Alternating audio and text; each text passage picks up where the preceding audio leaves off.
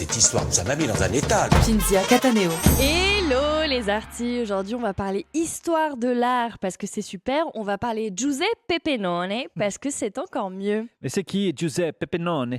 Eh bien Giuseppe Pennone, c'est un artiste italien né en 1947 dans le Piémont, à la région des Noisettes et de Carla Bruni. Du coup Pennone, il se lance dans la pâte à tartiner et la musique insipide. Non, pas du tout.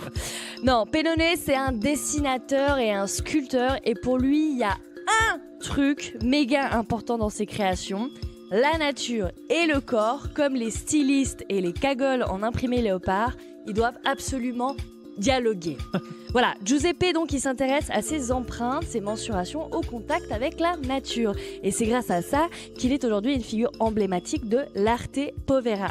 Bah alors c'est quoi l'arte povera? Eh bien, l'arte povera, c'est une mouvance qui apparaît dans les années 60 dans le nord de l'Italie avec des artistes politiquement super engagés qui s'opposent à la société de consommation. Stop, basta, iachati, compulsivi. Voilà. Et ouais, les artistes de l'arte povera, ils vont à contre-courant de la culture industrielle. Ils travaillent avec des matériaux épurés, des éléments naturels et des objets très très simples qu'ils utilisent à l'état brut. Dans leurs œuvres, il y a une forme donc de pauvreté, d'où le nom arte povera. Et c'est vrai, franchement, tu vois la gueule de certaines œuvres, t'as envie de leur filer des tickets resto. Donc eux, contrairement à toi, pendant ton année sab, ils kiffent la sobriété.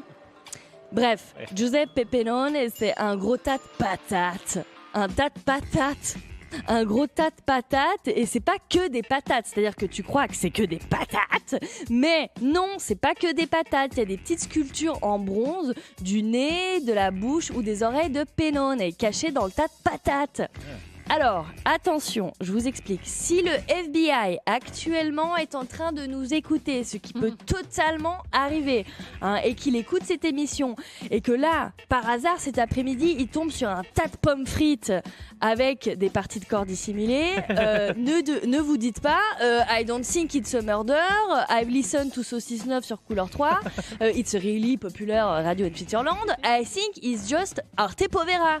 Non, menez quand même une enquête. Bref, Pennone, c'est l'empreinte de son entrejambe jusqu'à sa bouche qui est moulée dans un gros tas de terre cuite. Voilà, il moule carrément l'empreinte interne de sa bouche pour sculpter son souffle. Non mais tu sens qu'il est quand même bien engagé dans son art. C'est-à-dire qu'il vient clairement d'une autre génération. Il va jusqu'à bouffer de la terre. Ça fait plaisir, franchement, ça change de ces vieux bobos qui bouffent des énergies balls au sésame. Bref, Juju, il travaille beaucoup avec les arbres. Et j'ai envie de dire, heureusement qu'il a 75 ans et qu'il va bientôt canner, parce que dans quelques décennies, les arbres, il n'y en aura plus. Giuseppe, il prend des poutres et ce qu'il fait, c'est qu'il creuse et il les décortique jusqu'à arriver au nœud originel du tronc d'arbre avec ses branches de départ.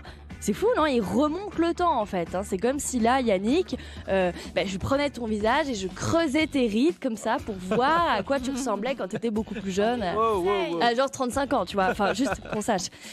Juju Pennone, c'est aussi des empreintes, genre l'empreinte de sa bouche qu'il projette en fait sur une toile de plus de 30 mètres et qui retranscrit avec des épines d'acacia. Ok, non, vous n'avez pas du tout assez réagi, parce qu'on a tous la tête dans le cul. Alors, je vous explique. Imaginez 30 mètres carrés d'épines d'acacia qui forment nervure par nervure la bouche de Giuseppe. Moi, rien m'étonne. Mais c'est fou. Non, mais attends, déjà, où est-ce que tu trouves toutes ces épines d'acacia? Est-ce qu'il y a un marché au black d'épines d'acacia, une collecte du quartier? Et surtout, comment il justifie auprès de ses proches que oui, la cueillette d'épines d'acacia, c'est un vrai métier? c'est vrai. Giuseppe Pennone, c'est tout ça et bien plus, mais vu que j'ai que 3 minutes, on va parler de son œuvre. T'as le souffle court, respire. Quand rien n'est facile, respire. Même si tu te perds, respire. Et si tout empire, espère. T'as le souffle court, respire. Quand rien n'est facile, respire. Même si tu te perds, respire. Et si tout empire, Respirare l'ombra. Alors, respirare l'ombra, ou comme dirait un francophone que t'as envie de frapper, respirare l'ombra, eh bien c'est une pièce dans laquelle tu rentres et il y a 4 murs, comme toutes les pièces, qui sont en fait tapissés par des centaines et des centaines de feuilles de laurier qui sont réparties dans 200 cages grillagées. Et là, je sais ce que vous dites, mais de nouveau, où est-ce qu'il est allé chercher toutes ces feuilles? Eh bien, je vais vous le dire, non, je ne sais pas. Mais Et c'est assez impressionnant. Et d'ailleurs, d'un des murs sort une sculpture en bronze doré d'un poumon constitué de feuilles de laurier. Clairement, le poumon d'un non-fumeur, si tu veux mon avis. Donc, Respirare l'ombra, c'est une œuvre sensorielle. C'est-à-dire que le spectateur rentre dans la pièce et en fait, il prend conscience de sa respiration grâce au parfum des feuilles de laurier qui s'introduit dans ses poumons. Paf! Lien direct entre l'homme et la nature. Et Virginie, tu me diras, mais pourquoi est-ce qu'il dit respirare l'ombra? Tu On l'as fait comprend bien. pas hein. le rapport avec Ouais, c'est vrai.